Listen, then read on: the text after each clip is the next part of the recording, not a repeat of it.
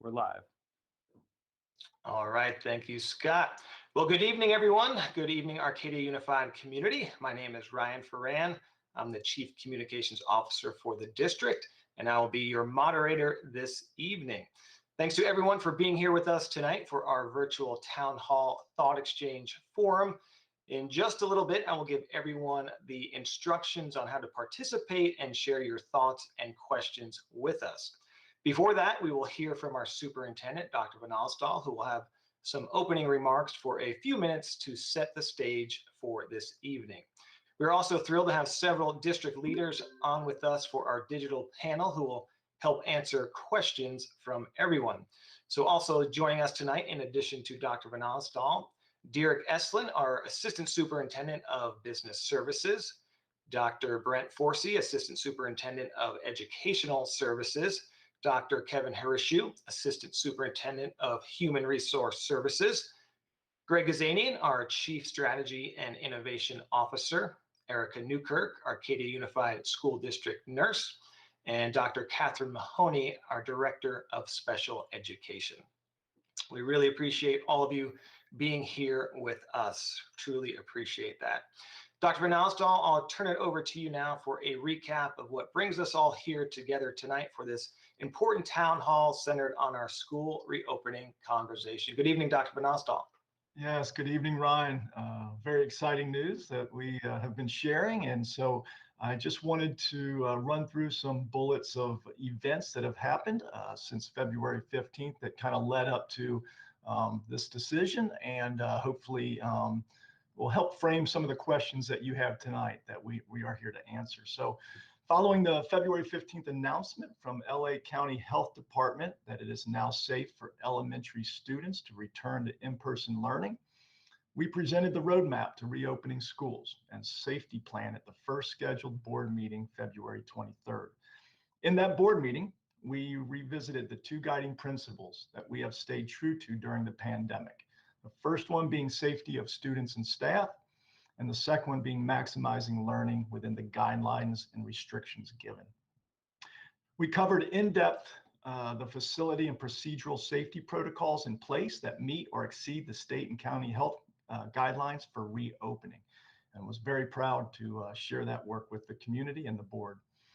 We also shared that we had one remaining milestone to hit for safety, and that was the opportunity for staff to be vaccinated. With the state beginning the vaccination of school staff on March 1st and many SuperPod vaccine sites opening, Update 36 went out yesterday announcing that we are now confident that we will hit that vaccination right around spring break, making April 12th our return date for all TK5 students that choose in-person learning. The recent announcement of AB 86 and SB 86 reopening schools bill will not impact our date. So with the safety plans in place, the next couple of weeks will be committed to working with teachers and staff to create the best possible learning models, in-person and virtual, utilizing data from a series of very important parent surveys. There will not be a model that fits every need. The goal is to meet the most needs, the most interests, while staying true to safety and maximizing learning.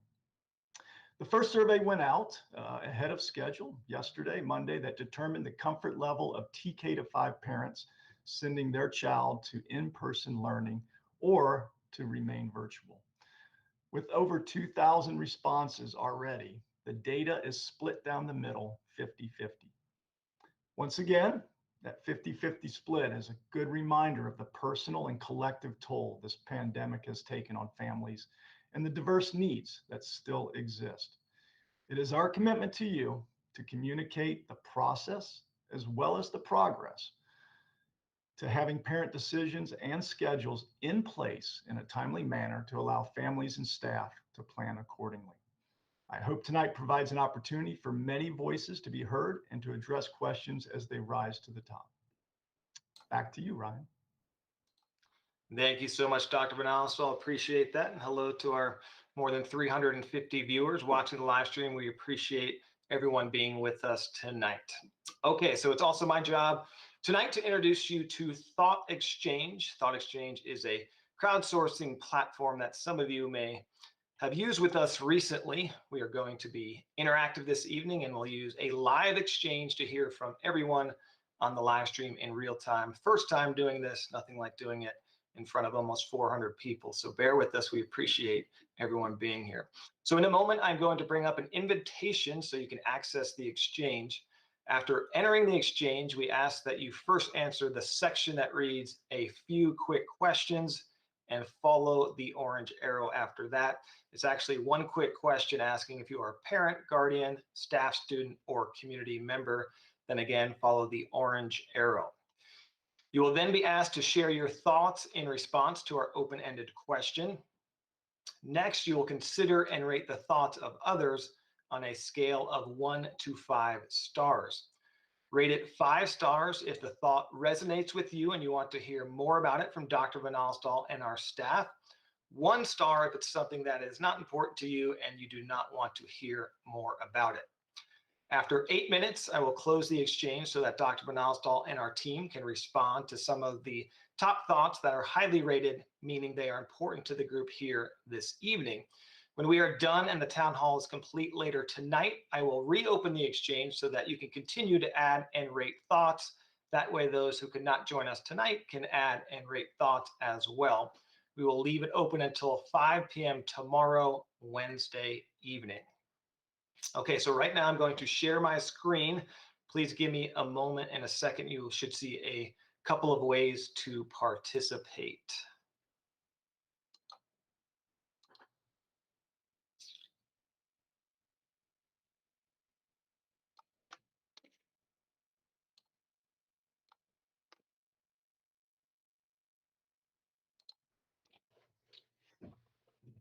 Okay, hopefully that should be up and running. So I will explain. To join, you can use your phone to scan the QR code on the screen. To do this, open up your camera app and simply point and shoot. Most phones should be able to do this. Then you will see a drop-down notification link from the top of your phone.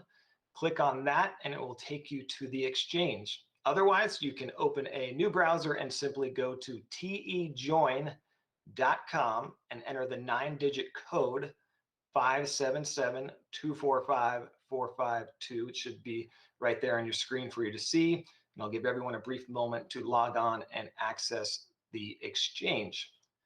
So our question is, when you get to this point, as we continue on our path to our opening day for TK through 5th grade on April 12, what are your thoughts or questions? Again, follow the orange arrow if you happen to get lost or the screen becomes a little overwhelming. Look for the orange arrow, put you right back on track. So as everyone enters, gets loaded up and ready to go, I'm going to share a few more important things about the thought exchange. Then I will be silent and give you time to participate before we come back together. Once we get started, we will allow about 8 minutes for everyone to participate. So there are 3 steps in participating: share, star, and discover. Please be respectful and constructive as you share. You can share as many thoughts as you would like. All thoughts are anonymous, so your name will not be attached to them. When you share, please do not name specific individuals. Those thoughts will be automatically removed by the bot. We are using machine moderation to monitor thoughts and questions. The algorithm flags thoughts that are rude or use proper nouns, so just keep that in mind.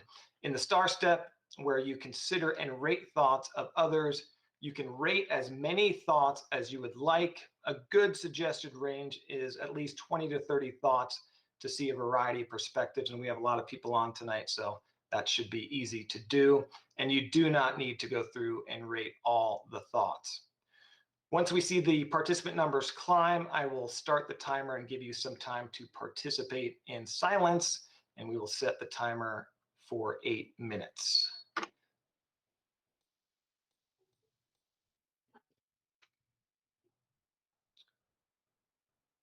So, okay, we have a lot of participation, which is great. So I'll set the timer now. Everyone seems to be getting in okay. That is great news. And we'll check back in a few minutes.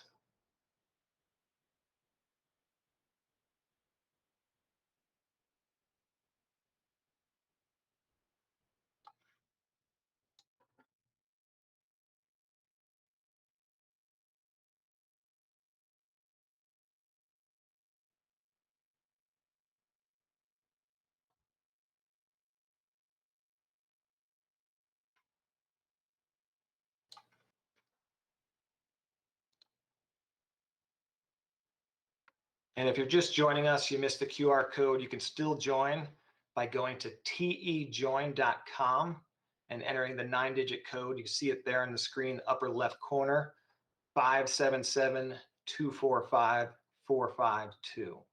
So if you missed the QR code, go to tejoin.com and enter the 9-digit code top left of your screen.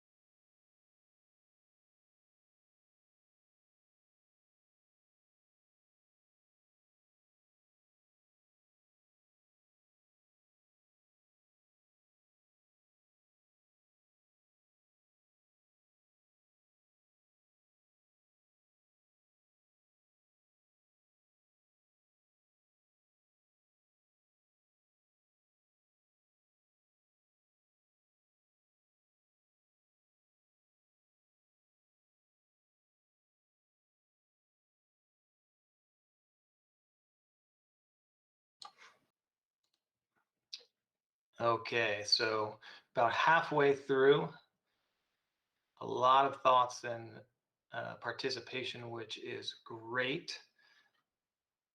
If you've already moved on to Discover, you can go back since new thoughts are coming in and actually rate some more. Again, we recommend starring about 20 to 30 thoughts. And the good news is, I think on the left there where you see it's kind of a heat map, which connects how many comments and people's interactions. And I think we blew that up. It's a lot of people on here commenting and starring. So that's really good news. Again, about a little over 3 minutes left.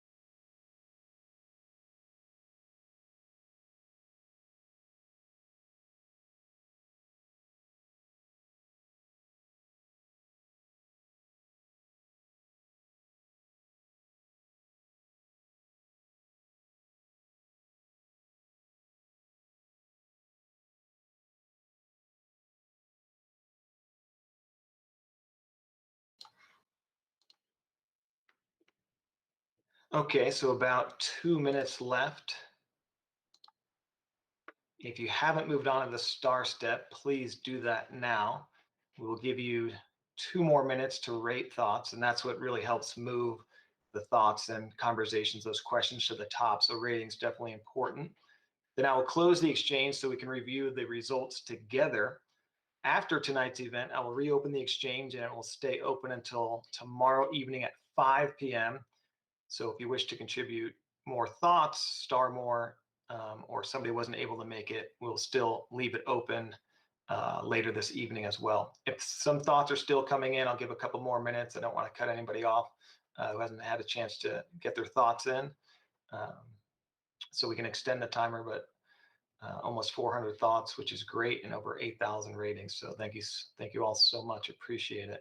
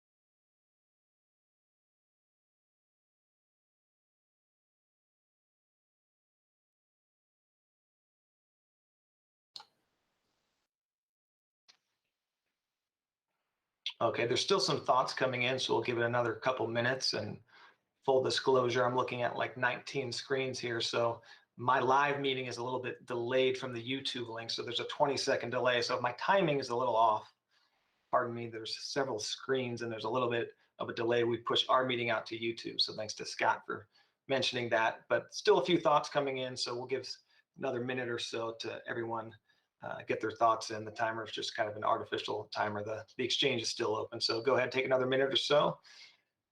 Share your thoughts. If you're still rating, that is great as well.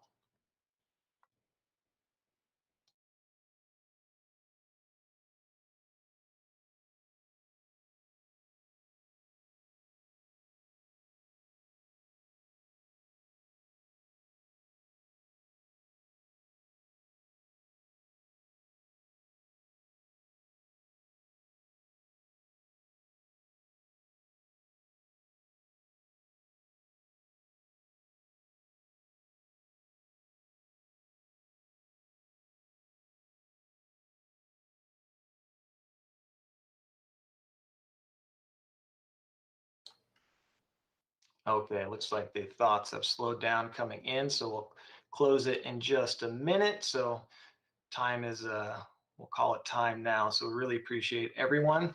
So as we enter the discover stage, please note that you may see me scroll past some of the thoughts. I'll be doing this in an attempt to make sure that Dr. Van Alst, our team, have the opportunity to address a variety of topics. In the event we skip over a thought, it's because it's already been addressed or it was a duplicated thought and the system hasn't removed it. So we have over 450 thoughts, so this is great. A little bit better than a typical town hall. We'll try to get to as many thoughts as we can. Let me hop in real quick. I'll get us to the next phase, and then we'll start answering some of your questions.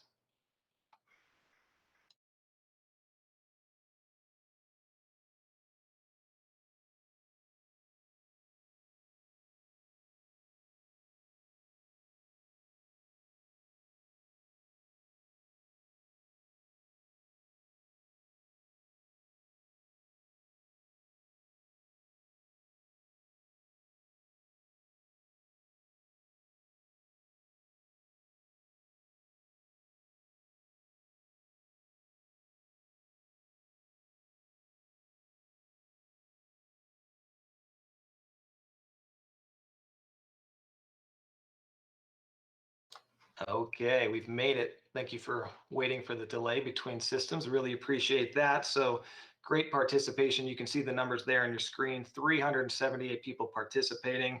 We actually now have 500 on the YouTube just watching and learning, which is fantastic. 467 thoughts and over 14,000 stars rated. So fantastic participation. Really appreciate that. So as this works, we'll get to the question thought that rose to the top according to stars. And we'll start it with, I think this one, Dr. Van Onstal, and you can feel free to, we have the whole team here. Again, really appreciate everyone being here. We'll start with this question. What logistical plans in terms of scheduling and classroom setups is the district planning to offer? Yeah, first of all, the language in the guidelines and the restrictions is pretty clear as far as scheduling. And you can see why they started with elementary, because the requirement is stable grade level cohorts. And for a long time, they were designating how many kids could be in that cohort. And it was changing 12, 14 over the time. It's now, they don't put a specific number, but the requirement states that kids and adults, anyone in a room must be able to maintain the 6 feet distance, social distancing within that space. So from a scheduling standpoint, one of the things that we have to be conscious of is not having students coming in and out of those cohorts, and minimizing the adults coming in and out. I think you can have up to 2 working with a single stable cohort. So that's when we're scheduling, that may look different, especially at some schools where they did a lot of team teaching or moving kids around. So that's something that's very specific. If Brent or anyone else wants to jump in addition to that. Yes, this is part of the reason we're here tonight, is to get more input and feedback about what parents value in coming back to school. That's one of the main reasons we did the survey last night that so many of you filled out. Thank you. And we'll be meeting with our principals and our teachers starting tomorrow, and about every other day or so, to continue to look at and refine possible schedules. And our goal is to send some of those back out to our elementary families to see which ones resonate the most with you before we make a final decision. I want to be clear though, before you're asked to make a decision on virtual or in person, it will be very clear what you're deciding. It won't be, oh, you're interested in something. The final survey we send out that asks you to make a definitive choice, that will be extremely clear to all of you. That's my commitment to you as families. All right. Thank you so much, Dr. Forsey, Dr. Van Onstal. Really appreciate that. So that was our highest rated question, and we'll keep moving on down the list. And the next question, and probably a few of you can answer this. I know our team has done so much in regard to safety, but it's please address specifically the safety protocols and mitigation strategies used to ensure safety as teachers and students return to campus. What if a teacher falls ill? What happens if a student falls ill? So maybe, Derek, if you don't mind starting with some of the things your team has done as far as all the PPE and what you've ordered, I think that would be great. And then maybe we'll go to Erica, our district nurse, after you. Absolutely. Thank you, Ryan. And I will answer this question from the facilities perspective and from the perspective of our purchasing department and all the supplies that we have ready. So starting with PPE, or personal protective equipment, and that primarily encompasses face coverings. We have already distributed masks to all of our staff members. They have both cloth and also disposable masks that they will be able to use while on campus with students. We have in our warehouse a vast supply of PPE that's ready to go. We've actually already begun the process of distributing those supplies to the schools. That includes hand sanitizer, as well as face shields and gloves and gowns as may be needed in the health offices. We have taken stock of where we are currently. We're in the process this week. Our purchasing department will be placing additional orders to make sure that we have sufficient supplies to get us through the remainder of the school year. One of the things that we just talked about today was installing hand sanitizers in every classroom. That's something new that we've just talked about, and we will have those in place. Our goal is to have those in place when students return. One of the reasons we're comfortable doing that is we suspect that hand sanitizers in every classroom is something that we're going to want to have on an ongoing basis, even once this COVID pandemic has passed. Within the classrooms, we will be reducing occupancy of students and staff. Right now, it's my understanding the current guidelines recommend that the students and staff are all 6 feet apart. If they are 6 feet apart, I believe that there are no shields required between members. You're allowed to go down to about 4 feet distance, and if we do go down to 4 feet, then the shields would be required. We have also reduced the occupancy within the restrooms on campuses so that only the appropriate number of people will be able to be in those restrooms at one time. In terms of cleaning and disinfecting, our operations staff has been trained and is ready to go to do appropriate and sufficient cleaning. We don't want to clean or disinfect too much. We want to only have an appropriate amount of use of chemicals to keep all of our staff and students safe. Our cleaning protocols will include cleaning high touch points on a regular basis. And let me also say that all of our practices will either meet or exceed the health guidelines that are outlined by our county health department, as they're currently stated. We'll also be keeping up to date with those in case of any changes. We will have electrostatic sprayers available for all of our custodial staff, and that includes both handheld devices and backpacks, as well as one large cart. The handhelds and backpacks will be able to be used in every classroom on a regular basis.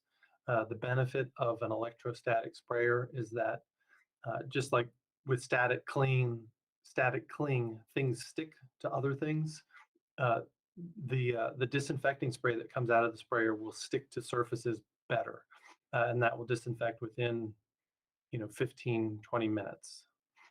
We do have the large cart available in case there is an outbreak, a positive case, and we will have all of those sprayers ready for the return of school.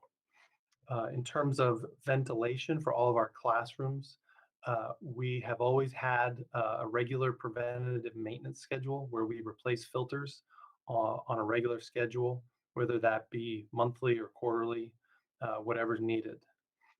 And that continues. We've also done a pilot test of needlepoint bipolar ionizers. These are small units that are installed in the HVAC units of every classroom, as well as our office buildings. These units have been tested and shown to very effectively kill both bacteria and viruses. So we'll be installing those district-wide beginning very shortly. We probably won't have all the classrooms done by return of school, but we'll certainly start with the elementaries and get those done first. In addition, in our ventilation systems, our systems have always been designed to include outside air in the air that flows through the classrooms. That's a requirement that's always been in place, and all of our systems are functioning that way so that we're getting fresh air into the classrooms. I'll stop there, and I'll turn it over to Erica Newkirk, our district nurse, if she'd like to add any more points. Thank you. Derek, I'm just going to hop in real quick. You did a great job at the Board of Education meeting, and if people are interested more about what you just talked about with pictures and everything, the live stream is still available on our website, and there's also a link just to the presentation if you just want to see kind of the photos of what Derek's talking about, where they're being installed, what they look like, and all that. So that's all there on our website already, which is a great job. And a lot of that safety information is on our website as well. Thanks, Derek. Appreciate that. Erica. Thank you both. I think that if I were to address all of the safety protocols and mitigation strategies that we will have in place when we return to campus, I could probably be talking for a very long time. So rather than having you all listen to me speak forever, I wanted to reference the 4 documents that we will need to have in place before we are able to reopen. And those 4 documents include the Cal OSHA Coronavirus Protection Plan, which we've had in place since the fall, in order to have our employees come back to campus. It includes the LA County Department of Public Health K through 12 reopening guidelines, the LA County Department of Public Health Exposure Management Plan, and then the State Department of Public Health checklist for schools to reopen. These are really lengthy, involved documents. I believe the LA County guidelines are 17 pages long, and they detail a number of safety measures that need to either be met or exceeded in order for us to be able to be open. And the county has to approve our reopening plans in order for us to reopen. So we'll have a number of protocols and mitigation strategies in place for everything from the things that Dirk was mentioning about cleaning, sanitizing, appropriate hygiene measures, but also we're going to have measures in place for screening for illness, wellness checks, contact tracing, and an exposure management plan, and then communications.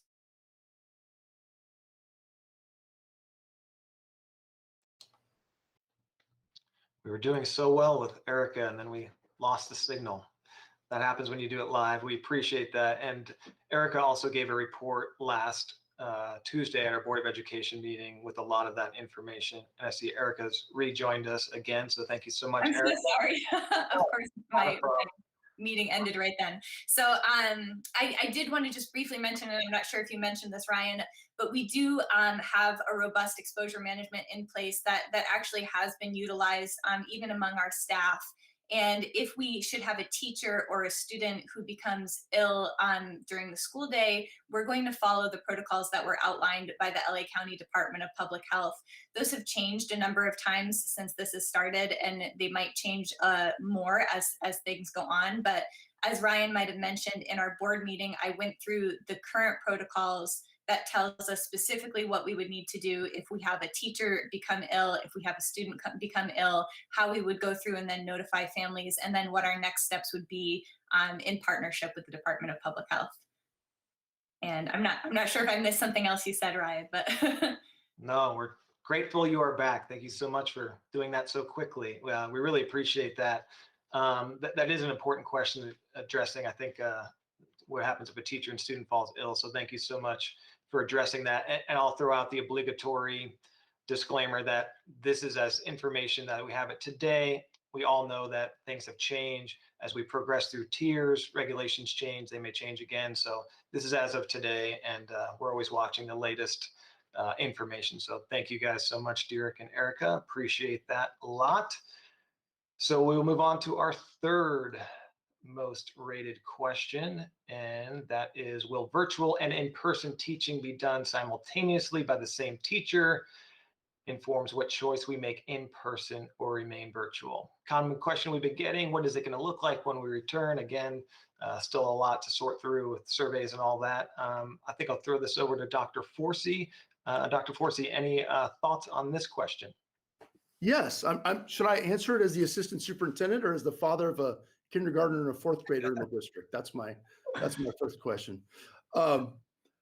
That is a great question. And again, the reason we wanted to survey you yesterday, and again, thank you for your responses and being so timely in that, is to get a better idea of how many of you are interested in coming back physically for in-person learning or staying virtual.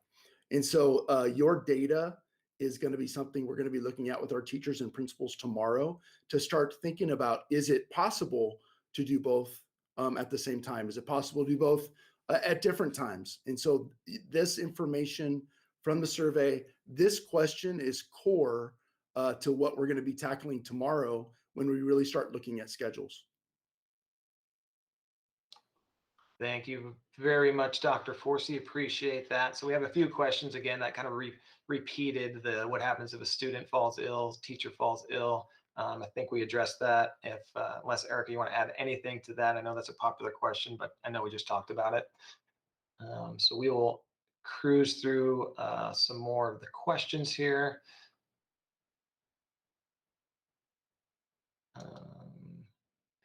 So a couple more for Dr. Forsey. Thank you so much. You can answer this as a parent if you'd like, or you can switch back to your assistant superintendent hat, however you would like to answer. I'll grab two hats. This is the comments from the survey, and again, we did read all 800 of them today. The comments were very clear that you are interested in staying with your teacher. And so I cannot answer this definitively right now. It is premature, but we have heard you and we have every interest in being able to do that. Again, we're going to be working through models over the next week to 10 days to try to come up with a few to push out to see, again, which ones do and don't resonate with our families before we decide. But we have definitely heard that families value their teachers, would like to stay with their teachers. And I just want to, an aside is that is evidence that the virtual environment has worked to this point. Now we want to be back physically. I want to be back physically. I want my kids back physically. That's where we're headed. But the resounding comments from you about the relationship that your students have built with their teachers in this virtual environment made us feel really good about the past 7 months. And now we're ready to turn the page to our next chapter. And we are ready for that challenge. Thank you so much, Dr. Forsey. A lot of the top questions are very similar to what you just answered. So really appreciate that. And yes, our teachers have done just an amazing job. I think we'll go back to Erica for this one. It's about wearing masks. Will children be required to wear masks in class for hours? And is that realistic? Thank you, Ryan. And I think this is actually a really great question because we haven't had students back on our campuses yet. So I think a lot of this will be learning as we go. As of right now, the county guidelines do say that children who are over the age of 2 do need to be wearing a mask if they're going to be in a school or an educational setting. There are some exceptions to that policy based on pre-existing health conditions or developmental conditions or needs. And I think when we have been in communication with other partners, other districts that have already reopened, and even our daycare partner, Right at School, I think the overwhelming majority of students are actually able to tolerate masks for maybe longer than we would expect. There are some models that exist for things like mask breaks or opportunities for children to be without masks. Obviously, children cannot wear masks when they're eating, so that will be a natural mask break that'll have to be built into the day. But this will be something that we just explore more as we're trying to figure out what schedules are going to look like. And also, like I mentioned, we'll see how this goes with students, and if we're identifying issues with it as our plans unfold, I think we'll be able to address those as they arise. Thank you so much, Erica. Ryan, I'd like to add a little bit too to that because I know that there's sometimes some questions about some of our students with more significant disabilities or challenges maintaining their mask during a school day or for long periods of time. And I know our teachers and the staff have done an amazing job in already working virtually with having kids practice with masks or identifying masks and getting comfortable with them. But having said that, we also have worked with Erica Newkirk and Derek to purchase alternative PPE for students who may not be able to tolerate more of the mask, but maybe could tolerate a face shield or something else like that, as well as developing specific safety protocols that are at an enhanced level for our staff if a student is unable to keep a mask on correctly or keep one on at all. So those have also been planned for. Dr. Mahoney, thank you so much. Really appreciate that perspective. Great insights. Dr. Forsey, this one is from one of your 3 daughters. No, I'm just kidding, but you are a popular man tonight. It is, I apologize. It is a repeat that we discussed, but there's a lot in this realm. So I just want to make sure we get to all of them. So people, there's very similar to this. So any other thoughts on that? A lot of people are, curious about the instruction hybrid, what that'll look like, that sort of thing. So anything you can add, appreciate it. My Yeah, apologies. so I think I would add that the theory behind the hybrid, and this isn't unique to Arcadia, just across the country, the theory behind the hybrid is the restrictions you're under regarding how many students you can have on campus, how many students can you have without them being within 6 feet of each other. And so the hybrid model is based in there's not enough physical space possibly to bring every student who wants to be back physically on at the same time. And so again, to go back to the survey, and we're going to continue getting your feedback, the number of students that want to come back physically will, in many ways, help determine what kind of schedule and what we can offer physically on campus, because it comes down to the numbers on campus. How many students would like to be on campus physically for instruction? And so, as an example, if we had 100% of students that wanted to be back physically, we would have to obviously limit that, whether it's half of the school or a third of the school coming for a few hours a day and then shifting out at different hours of the day. That is the hybrid model, but it's based on the restrictions that we are under. So we are continuing to monitor the LA County restrictions. And to add more detail to that, the restrictions that were in place, say 6 weeks ago, are different than the restrictions that are in place now. And so a hypothetical hybrid model 6 weeks ago would actually be much more restrictive than a hybrid model now. And so that's why we are continuing to get your input and feedback, our teachers' input and feedback, as well as looking at those LA County Department of Health COVID-19 restrictions to make sure we can offer the best opportunity on campus possible while staying within those restrictions. I would add, finally, I'm almost done, I promise, that we worked with our teachers all the way last summer. So I've heard from some, has there been any planning? Have you thought about this? Have you done anything? And I want to assure you that last summer we worked for many weeks with our teacher partners on possible hybrid schedules, because that's what we were hopeful we'd be able to open in. It turned out we could not. Our spike came and we were not able to open physically. But we have already done a lot of thinking and planning around possible schedules. All that to say is we're not starting from scratch right now. Thank you very much, Dr. Forsey. Greatly appreciate that. We will give you a momentary break for the time being, but be on standby. Okay, our next question we will get to is a good question about testing. And I know we talk about changes and tiers and what that looks like, but this is a good question. Maybe we can go back to Erica. Anyone else on the panel who would like to chime in, that would be great as well. Will the staff be tested regularly even if they don't have symptoms? So what about testing? Thank you. And yes, this is a question that has been very frequently asked. And actually, Dr. Harishu and I were just having a conversation about this right before this meeting, because the guidelines have actually changed again as of this afternoon on how and even whether surveillance testing or asymptomatic testing will be required for staff. So what I can say is that we have explored a number of options for this. We've been in communication with different companies and services that can offer testing. So I just want to reassure people that if the guidelines settle in a place where we need to move forward with something like this, that's something that we've considered. And then otherwise, we'll just sort of see how the guidelines progress. It's possible this could continue to be a recommendation. It's possible that it might not, or might be irrelevant by the time we reopen. So we'll stay on top of the recommendations and we'll go forward based on how they land.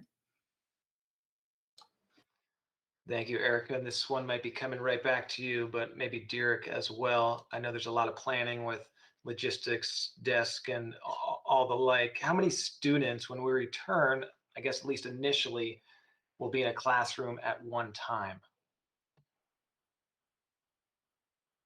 Okay, I'll start, and Erica, feel free to jump in.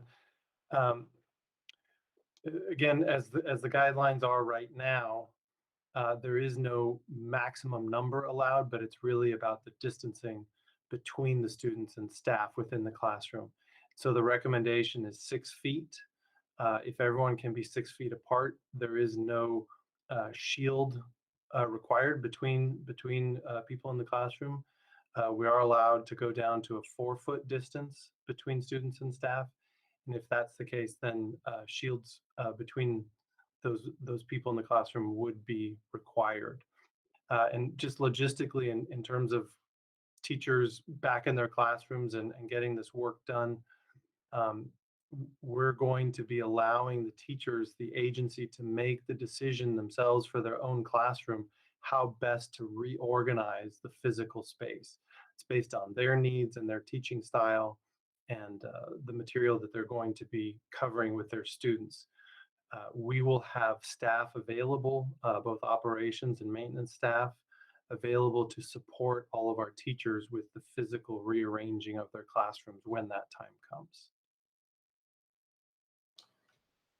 Thank you very much, Derek. Appreciate it. I think this is a good question. Maybe we'll throw this to Dr. Van Alstal for expectations for as we start to reopen, we get to that point, expectations for students, staff, and parents, what it will look like. We know it's not going to be the same as before we close, but this is a good question. Dr. Van Alstal, if you can take this, how many days, hours per day is a return? I know we probably don't know exacts right now. You know, if the return is only part-time, part of the day, or only some days, it's still hard for parents to return to work, but offer that socialization value as well. Yeah. No doubt, under the restrictions that we are under right now, again, that could change. It will be some sort of cohort model. I mean, that is what's being forced from those restrictions of the 6 feet social distancing in a classroom. So yes, we continue to talk about how it's going to look very different, and it will continue to be difficult for parents, unfortunately. We're very hopeful and looking forward to, as we move down in tiers, that those restrictions will loosen and allow us back. Obviously, our goal is to be back full day with everyone, but that's just not possible under the current restrictions. So, you know, not knowing exactly which model will bubble up from parents and of course staff working on that. It could be, you know, models that we see going on right now are AM, PM groups, cohorts, or like a Monday, Wednesday, Tuesday, Thursday, something like that. So it could be more extended time, which allows less interactions, or AM, PM. So we'll be there, you know, shortly. We'll be having those types of models to be looking at and talking about, and pushing out to parents to get feedback. Thank you so much, Dr. Van Alstal. Next question is an interesting question that we dealt with when we had staff cases and, you know, had to shut down the school months ago. You know, it talks about the protocols if a child or staff is tested positive, but the second part, I think it may be more interesting that we haven't touched on yet, Erica, and I know there's questions about this. Will it be communicated to the parents? So maybe I'll develop that question. What will be communicated? Who will communicate it? And in some cases, things won't be communicated. Can you touch on that a little bit if you can? Yeah, absolutely. So if we do have a student or a staff member in a given cohort who tests positive, or now they're using the word small group as opposed to cohort, any other individual within that small group will be notified that there was an exposure within their small group. That notification will go out via letter in an effort to notify families as soon as possible so that families can begin to take their own next steps. But then that information will be followed by a phone call from a member of the health services team so that we can sort of go through the process with families. We can address concerns that families might have, answer questions, review timelines, and then also we do need to have a more involved communication with families so that we can perform our reporting, which is required by the state if we have a positive case on one of our campuses. Something that I think that Ryan was touching on, though, is that we are required by law to protect personal health information, which includes whether or not a person is positive for COVID-19. So we cannot reveal any specifics about who the individual is, if they're a student, if they're a staff member. The only information that we can communicate is whether or not a person was exposed, and then the next steps that would be taken after that point. And I think that should be a reassurance for people, because you know that will protect your information or your child's information as well. That's not something that we would be sharing on some sort of level with other people. Thank you, Erica. Yeah, it's similar to HIPAA laws that people are familiar with. It's health and privacy, so that applies to this as well. Thanks for explaining that. Okay, I'll throw this one out to the panel. Whoever would like to touch on this. It's a common question we've gotten, so I'd like to just address it. How will you maintain quality for distance learning when teachers will have to divide their attention? How will you support teachers? I guess maybe we focus on the teacher support aspect. I'm rested up. I'm happy to take that one, Ryan. Thank you, Dr. Force. Again, I think this is the challenge, and I don't want to undersell the challenge when half of your community is indicating they want to come back physically, and half of them are indicating they'd like to stay in a virtual environment. That is certainly a challenge. I think listening to teachers, and something we've done well for years here, and I would argue is part of the magic of Arcadia, is our relationship that we have with our teachers. And we've leaned on that our entire time through the pandemic. We opened the school year virtually. I'll go back to last July and August when that seemed like an insurmountable task. Wait, we're going to open a school year having never met our kids, and we're going to be successful in that. And our teachers rose to the occasion and they did it. And I have every expectation that we will tackle this challenge the same way. And that is by meeting with our teachers, sitting down with them in a very relational format, hearing them, listening to their challenges, and then simply asking, how can we support you? What's the best way to make this work for kids? Because in the end, it isn't about us. It isn't about the adults. It's about the kids. And what I can assure you is that that's what we're committed to. Our teachers feel just the way you do as parents. They want to do what's best for kids. Our teachers have been absolutely amazing. Thank you so much, Dr. Forsey. Really appreciate that.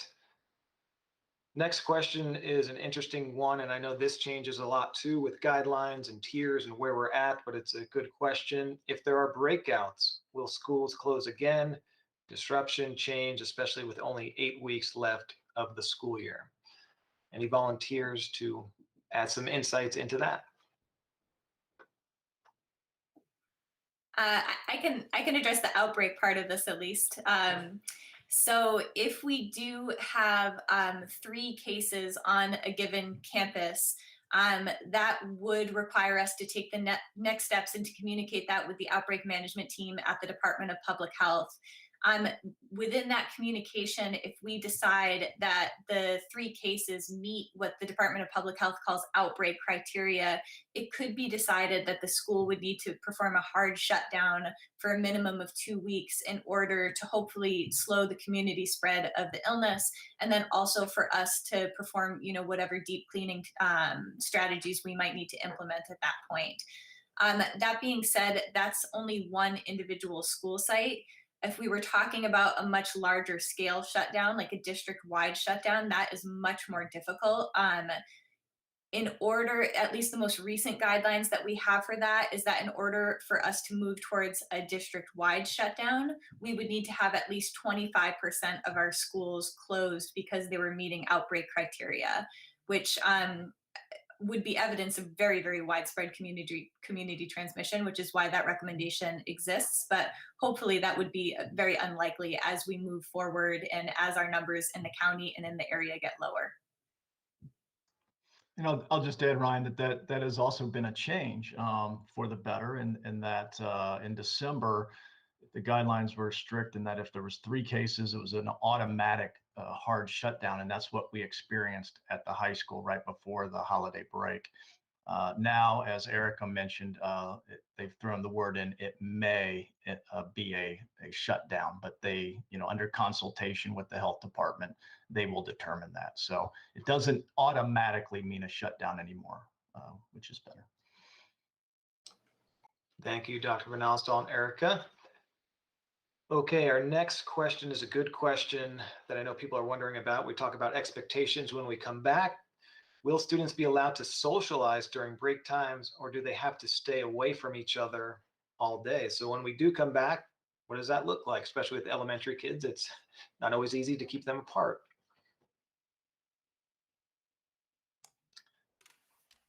I'll take that one. So the rules say 6 feet apart, and what our staff will make every attempt to enforce that, but I think enforcement comes way before, and that's messaging.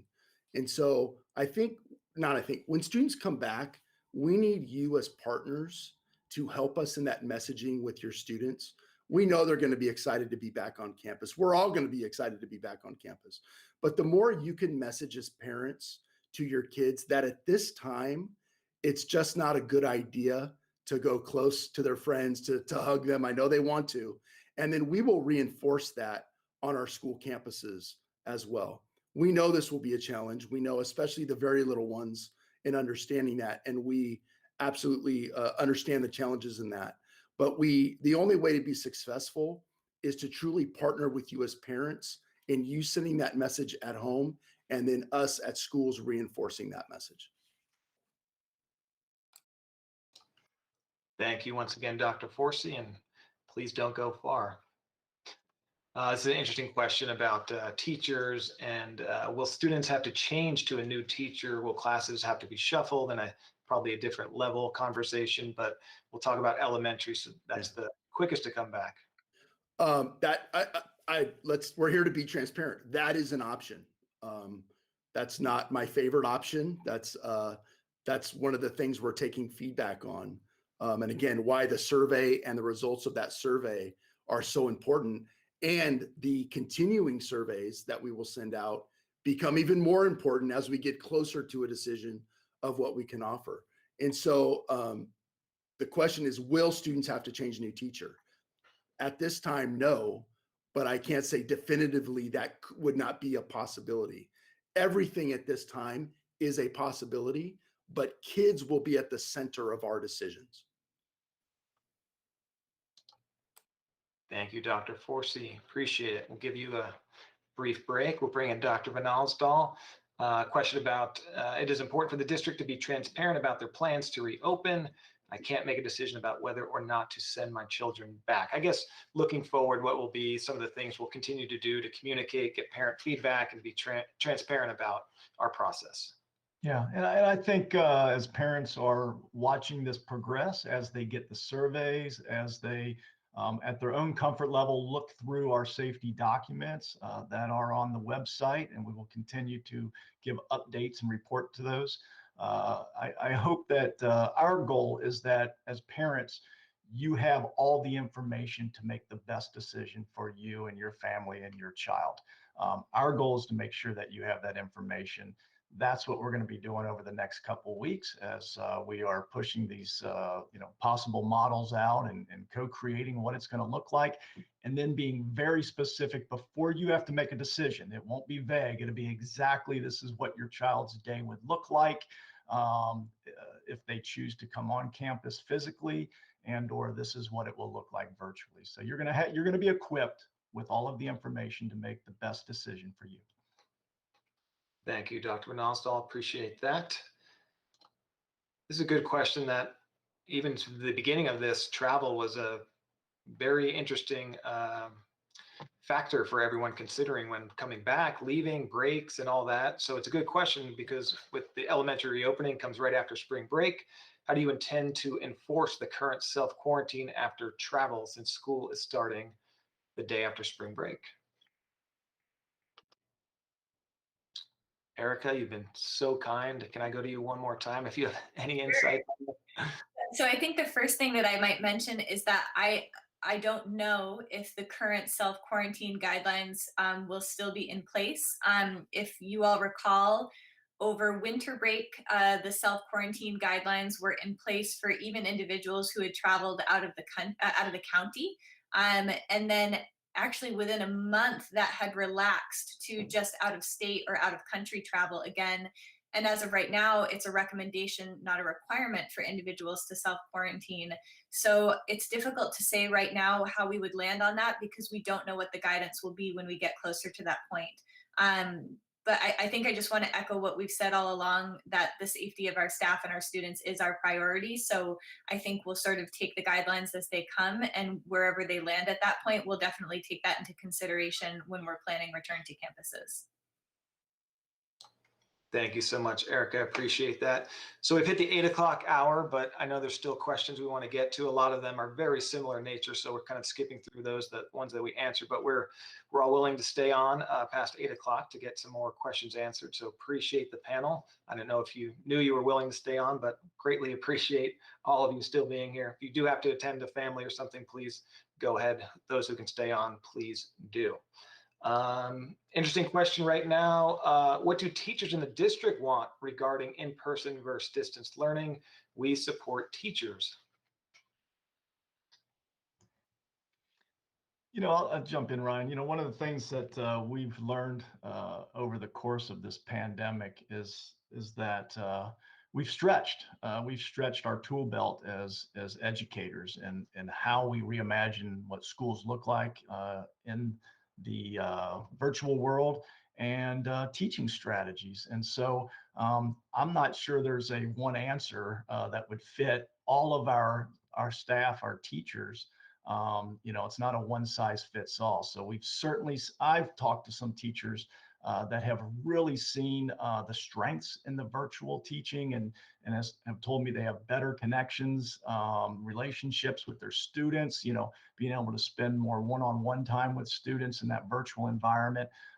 And then other teachers that just can't wait to get back into that classroom. So that's a tough way to answer, one answer for all of our teachers, because they are so dynamic, and each come with their own strengths.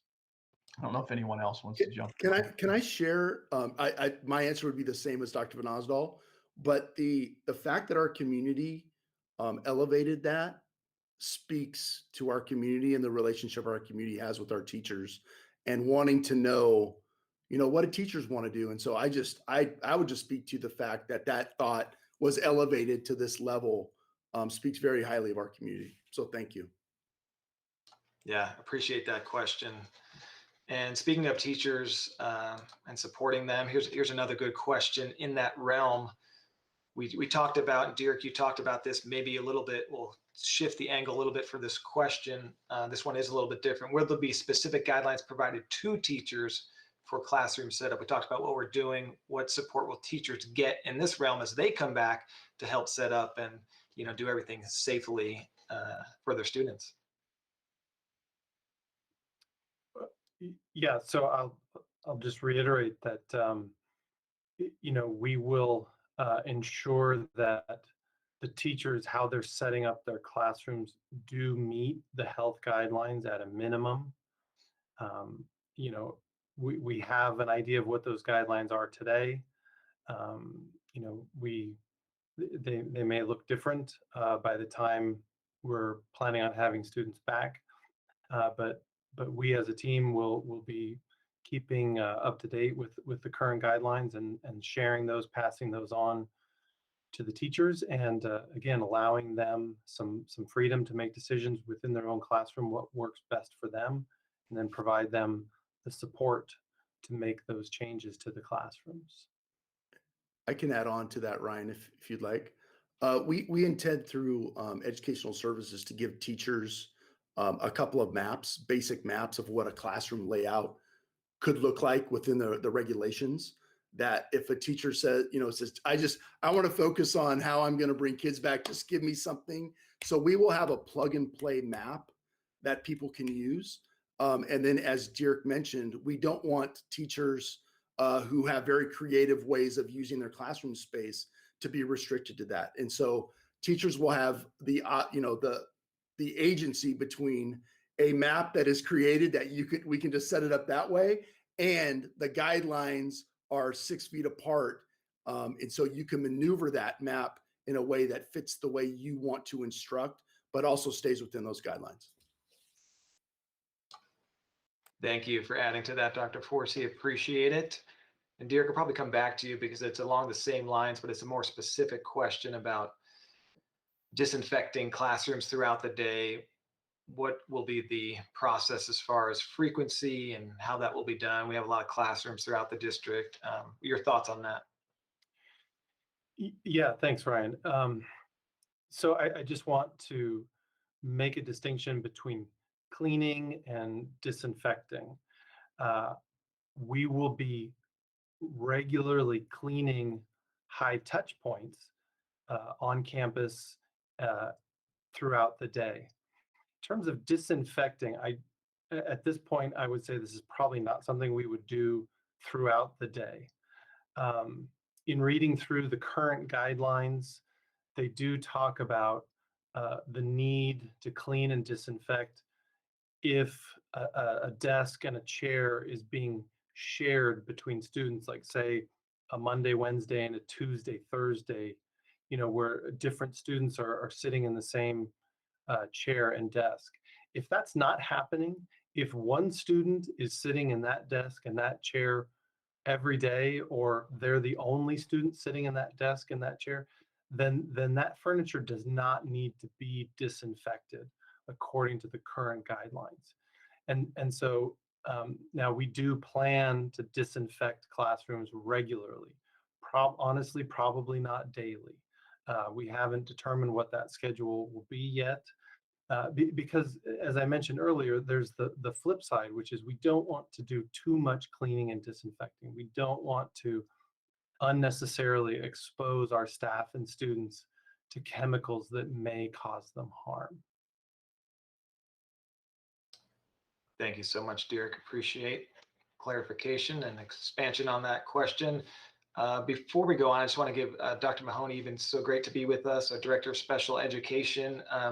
There's not a specific question that's bubbled up, rated high, but our special education students are so important. I know you and your staff have done just a phenomenal job trying to support them in any way possible. So just for our special education parents that may be watching, what can they look for? What has your staff done? And just a big kudos to them. Absolutely. I certainly agree with that. I think our special education staff took on unique challenges of using specialized platforms to provide specialized services and supports for our students so that their IEP continuity could be in place throughout distance learning. And we're fortunate to now be able to rely on that for our families who, as we're honoring their choice to stay home and continue distance learning, we have high quality programs and services that will be able to continue for them. We know many of our families have students with significant health needs or medical needs, and we want to make sure that we are keeping them as safe as possible in the environment that their family chooses for them. At the same time, we are definitely prepared and have had weekly conversations since the spring with multiple stakeholder groups, people are experts who are working with kids virtually and also assessing some students in person. So they've learned from that, and we're able to scale up from those experiences of actually working in person with kiddos to now working with them on our school sites as we move to reopening for those families who are choosing to come back for in-person services. We are prepared to work with families and honor their choice so that any student and any family who is looking to return to school, we will have the appropriate supports in place to ensure their safety and also to continue their high quality special education and general education programs. Thank you so much, Dr. Mahoney. I apologize for the left turn and the ad lib there, but I know it's great to have you on here. It's our special education students are so important. So thanks for providing that information and perspective. Again, we're past the 8 o'clock mark, but we still have over 500 people on. So we know there's still a lot of interest. So we'll hang out as long as we can and get through some more of these questions. So we appreciate everyone being with us, sharing all your thoughts. It's been really fantastic, and hopefully you're getting some good information. And again, if you didn't have a chance to share your thoughts yet, after this is done, we're going to open the Thought Exchange back up so you can go and share more thoughts, rate more thoughts. And when it closes tomorrow night at 5 o'clock, the team here that you see will go back in, take a look, see if there's any changes, more thoughts, things that we haven't thought of. So you'll still have another opportunity to do that. And this meeting is being recorded. So those that didn't get to watch right now, you're not on live, you can go watch that. We'll post it on our website as well. So appreciate everyone being with us, and we'll hang out as long as we need to. Hey, Ryan, I noticed one about outdoor recess. So I just saw it on the screen as you were talking. I just want to hit the outdoor. Yes, the answer is yes, there will be outdoor recess. The outdoors will be our friend as we return. And I couldn't agree more. The kids need to be outside. They need to be able to run and play. And again, trying to do our best to keep that 6-foot social distancing. But boy, being outside makes that a whole lot easier and allowing kids to be kids. So we're looking forward to that. Thank you, Dr. Ronaldo. Really appreciate that. The benefits of being in Southern California, we get to utilize the outdoors. So that is fantastic to our advantage. Okay, is there a plan to recruit additional staff to support potential hybrid learning models? That's a good question. I'd be happy to jump in on this one as the HR here. Thank you. As Brent mentioned before, the feedback from our community, which has been so positive in relation to their experiences with the classroom teacher, we know that just hiring more people and then adjusting classes might be a source of contention for our community in relation to being able to maintain their same teacher. Now, Brent mentioned that we're going to have, many options or on the table in relation to what our model will be. But with that said, we have additional support staff that will be able throughout the district that will be able to utilize because, as Dr. Van Osdal said, first and foremost, as we return, the student's education is going to be center and paramount to our model. And we will certainly look at the various personnel and resources that we have to make sure that we're able to meet those needs. Thank you very much, Dr. Hiroshu. And by the way, again, he is our Assistant Superintendent of Human Resource Services. Thanks for answering that. Kevin, good question. I know we've been talking about this behind the scenes as we basically reopen for the first time, even though it may be in April. A lot of staff haven't been to their classrooms yet. So this is a good question that I know we're working on, but somebody could address it. That'd be great. When will teachers have time to prepare their classrooms for return when they are teaching online all day? All right. That is, I think when we started moving towards a hard date, that was the second question is teachers are going to need time, and how will we work with them to create time? And so that problem is not solved. It is a problem, or it's a hurdle. We will get over it. We have some ideas and thoughts. It's not at the point where we should share in a public meeting. We're not there yet, but that is certainly one of the things that is primary on our mind. And we know that in order for a return to campus, and I think Dr. Van Osdal said this best, this is like opening of school. This is like the opening would be in August of coming back to school. And so we know teachers will need time to prepare physically. They'll need time to prepare mentally to be in that physical environment again, which is so different than the virtual environment. So we're looking at very creative ways to use time and carve out time for our staff to get their rooms ready. Thank you once again, Dr. Forsey, and we'll kind of stick along the classroom line question, and maybe I'll alter this question a little bit, but I'll pop it up here on the screen. Just with the lens that we do have a lot of flexible seating in our district, which is great for students, especially in non-pandemic times, but it is interesting because we do have unique classroom settings with not the typical desk in rows that we're all used to that went to school yonder. So how will classrooms be set up? So that I'll go back to, I think, one of my previous answers is we will have a classroom map that teachers can take and use and implement, which would essentially show where the teacher will be, where students would be, so that everyone is minimum 6 feet apart. And teachers will have the agency to adjust that as they see fit, again, to make sure that students and teachers are at minimum 6 feet apart. Now, again, to set expectations of what a return will look like, in many ways, that will look different than what students and parents have become used to in a physical setting for the previous, 100 years before our last pandemic.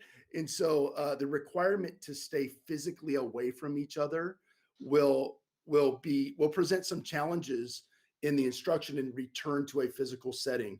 And so some of the group work that we've done in the past, we're going to have to be very creative in how we do that.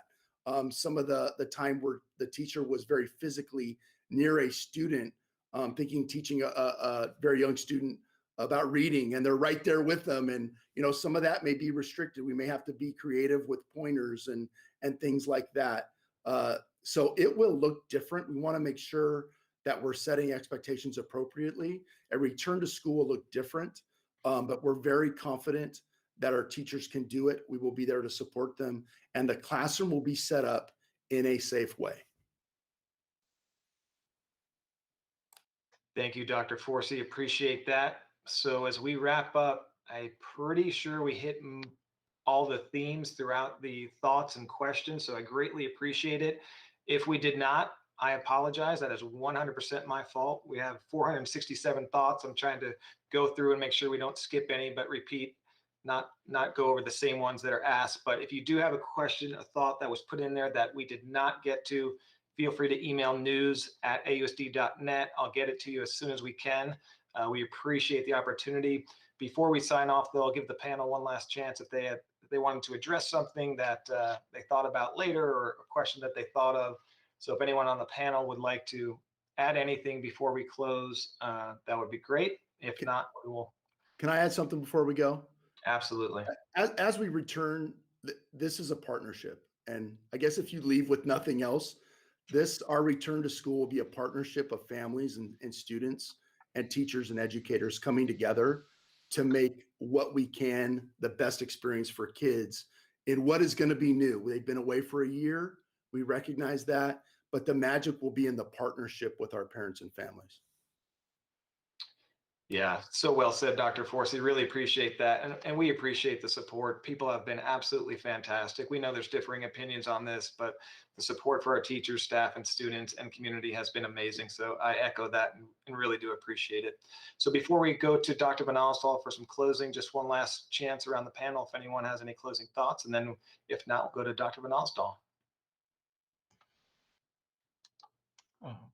All right. Thank you, Ryan. Well, first of all, I just want to thank Ryan for, I guess, pushing on one of our values, which is learn from failure. Not that tonight was a failure, but it could have been. This was something brand new, and we knew we were going to have a big audience. There's a lot of questions, but I just appreciate you taking that risk. Our goal, there's a lot of different ways to engage with the community, and each different one has its strengths.